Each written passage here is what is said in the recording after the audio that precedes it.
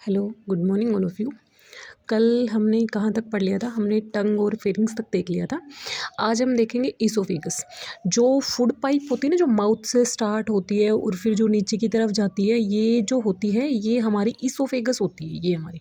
ठीक है, इसको हम सेकंड नाम दे सकते हैं इसका हम फूड पाइप। ठीक है, तो इसका क्या काम होता है? ये इसके अंदर कोई डाइजेशन नहीं होता है। ये खाने को सिर्फ नीचे स्टमक तक पहुंचाने का काम करती है, मतलब बक्कल कैविटी से जो खाना होता है उसको नीचे स्टमक तक पहुंचाने का काम करती है। तो it is a narrow muscular tube about 25 centimetre long. It is carried food to stomach from the mouth.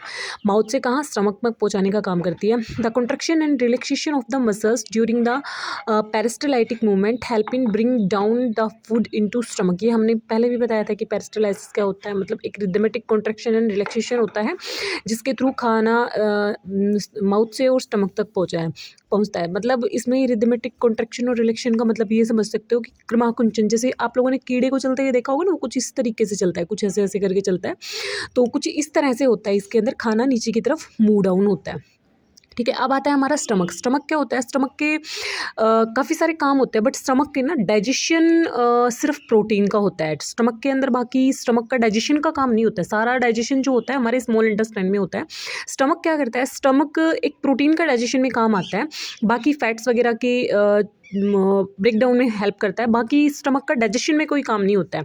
तो स्टमक के बाकी काम क्या होता है? स्टमक क्या होता है? स्टोरेज ऑफ फूड, खाने को स्टोर करता है। सेकंड क्या करता है? Mechanical churning. मैकेनिकल चर्निंग मतलब अब तक तो हमने फिजिकली उस खाने को ब्रेक डाउन किया था, हमारा केमिकली कोई उसमें नहीं हुआ था, लेकिन जैसे ही स्टमक पे खाना जाएगा तो बहुत सारे जूस सिक्रेट होते हैं और वो जूस क्या करते हैं? मैकेनिकली खाने को चर्न करते हैं, मैकेनिकली खाने को क्या करते हैं? च्विंग करते हैं, पतला बनाते हैं। ठीक है, अब आता है पार्सली डाइजेशन। पार्सली डाइजेशन मतलब हल्का सा डाइजेशन होता है यहाँ पे। रेगुलेशन ऑफ काइम, हमने खाना बोलस के रूप में हमारे माउथ के में कन्वर्ट कर लिया था, उसके अंदर हमारे खाने के अंदर हमने सलाइवा मिक्स करके खाने को बोलस के रूप में कन्वर्ट कर लिया था।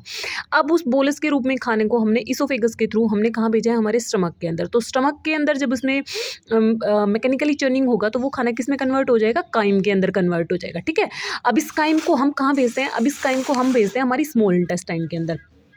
अब देखो, मैं एचसीएल के काम ना आपको एक बार थोड़ा ऐसे समझा देती हूँ, बाद में मैं इसकी जो वर्किंग है वो दिखा दूंगी। इसमें कैसे होता है कि कुछ जे शेप का होता है हमारा स्टमक, कुछ इस शेप का होता है हमारा स्टमक। ठीक है, जैसे ही खाना हमारे स्टमक के अंदर आता है तो जो स्टमक के जो दीवारें होती हैं ना, ये जो स्टमक की लेयर्स हैं, ये एचसीएल जूस को सिक्रेट करने लग जाती हैं। ठीक है, तो जैसे ही एचसीएल जूस को सिक्रेट करती हैं, एचसीएल का काम क्या होता है? एचसीएल का काम होता है खाने को एसिडिक नेचर देना। ठीक है, और सेकंड काम क्या होता है भाई? इसने खाने को एसिडिक नेचर दे दिया। आप लोगों को अच्छे से पता होगा कि HCl क्या है? एक एसिड है, स्ट्रॉन्ग एसिड है। अब इसने खाने को एसिडिक नेचर दे दिया, अब उसके बाद में क्या करेगा? सेकंड काम क्या होता है इसका? किल बैक्टीरिया या माइक्रो ऑर्गेनिजम्स, कुछ भी बोल सकते हो उसको तुम। दो काम हो गए इसके। थर्ड काम क्या होता है? ये पेप्सिनोजन को एक्टिवेट करने का काम करता है। HCl जो होता है ना, ये पेप्सिनोजन को एक्टिवेट करता है।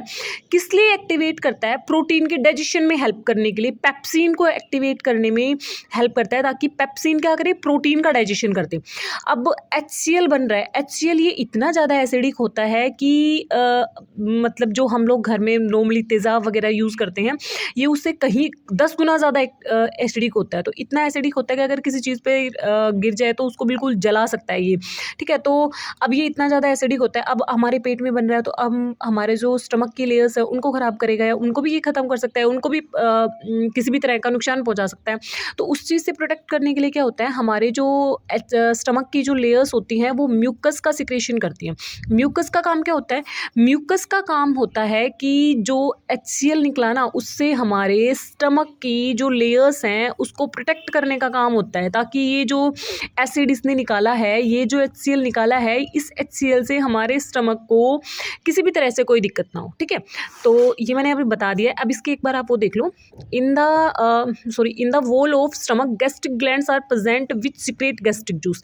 गैस्ट्रिक जूस में क्या होता है? गैस्ट्रिक जूस के अंदर पेप्सिन और गैस्ट्रिक लाइपेज वगैरह होते हैं। जो पेप्सिन का काम क्या होता है? पेप्सिन का काम होता है प्रोटीन को ब्रेक डाउन करने का। मतलब आप ये समझ सकते हो कि प्रोटीन की ना एक बड़ी सी बोल है हमारे पास में, हमने खाने में प्रोटीन की एक बहुत बड़ी सी बोल खाई है। एग्जाम्पल के रूप में समझ सकते हो कि हमने खाने में ना प्रोटीन की एक बहुत बड़ी सी बोल खाया है। अब ये बोल ना डाइजेस्ट हमारे भाई खाना कैसे, अब सारा खाना डाइजेशन होकर ब्लड में छोड़ा जाता है, ब्लड उसको ट्रांसपोर्ट करता है। तो अब ब्लड में ना इतनी बड़ी बोल हम रख नहीं सकते हैं, क्योंकि ब्लड उसको लेके नहीं जा सकता, ट्रांसपोर्ट नहीं कर सकता इतना भारी बोल को। तो अब क्या करेंगे, इसको ना ब्रेक डाउन करना पड़ेगा, मतलब इसको स्मॉल बोल्स में कन्वर्ट करना पड़ेगा। ठीक है, तो उसको कन्वर्ट करने के लिए कुछ एंजाइम्स की जरूरत होती है। ठीक है, तो ये गैस्ट्रिक जूसेस होते हैं, ये पेप्सिन नामक एंजाइम को निकालता है, जो क्या करता है प्रोटीन की इस बड़ी वाली बोल को तोड़ के और छोटी छोटी बोल्स में कन्वर्ट करने का काम करता है। ठीक है, the gastric juice contain 3 substance, hydrochloric acid, enzyme, pepsin and mucus. Gastric juice के अंदर ये तीनों चीजें होती हैं। ठीक है, हाइड्रोक्लोरिक एसिड का काम क्या होता है, hydrochloric acid and acidic medium kill micro organisms in acidic medium. The enzyme pepsin being the digestion of protein. मैंने आप लोगों को बताया था कि जैसे ही HCl आता है तो एक पेप्सिनोजन नाम का एक एंजाइम रहता है, तो उसको क्या करता है, उसको मतलब उसको एक्टिवेट कर देता है, और एक्टिवेट करने की वजह से क्या होता है, पेप्सिन एक्टिवेट हो जाता है। जैसे ही HCl निकलता है तो पेप्सिनोजन को क्या करता है, एक्टिवेट कर देता है, और पेप्सिनोजन पेप्सिन को एक्टिवेट कर देता है, जो प्रोटीन का ब्रेकडाउन किस में कर देता है, स्मॉल प्रोटीन्स में या पेप्टोन्स के अंदर कन्वर्ट कर देता है। ठीक है, mucus help to protect inner lining of the stomach from the action of HCl। Mucus का काम क्या होता है, अभी जो HCl निकला है जो इतना ज़्यादा एसिडिक होता है, तो हमारे स्टमक के लेयर्स को क्या कर सकता है, खराब कर सकता है। तो म्यूकस का काम क्या होता है, म्यूकस का काम होता है प्रोटेक्ट करना। 50% प्रोटीन का डाइजेशन हो जाता है हमारे कहाँ पे, स्टमक के अंदर, और फैट्स का ब्रेक डाउन होता है। स्टमक के अंदर सिर्फ दो ही काम होते हैं स्टमक के, कि ये क्या करता है, 50% तो प्रोटीन का डाइजेशन करता है, बाकी ये फैट ब्रेक डाउन करता है। बाकी इसका कोई काम नहीं होता, बाकी इसके अंदर बस एसिडिक नेचर दिया जाता है खाने को, उसके अंदर से जो माइक्रो ऑर्गेनिजम्स वगैरह होते हैं उनको किल किया जाता है, मैकेनिकल चर्निंग की जाती है, खाने को बोले से काइम के रूप में कन्वर्ट किया जाता है। ये काम होते हैं हमारे स्टमक के। कल मैं आप लोगों को बताऊंगी small intestine. Thank you so much.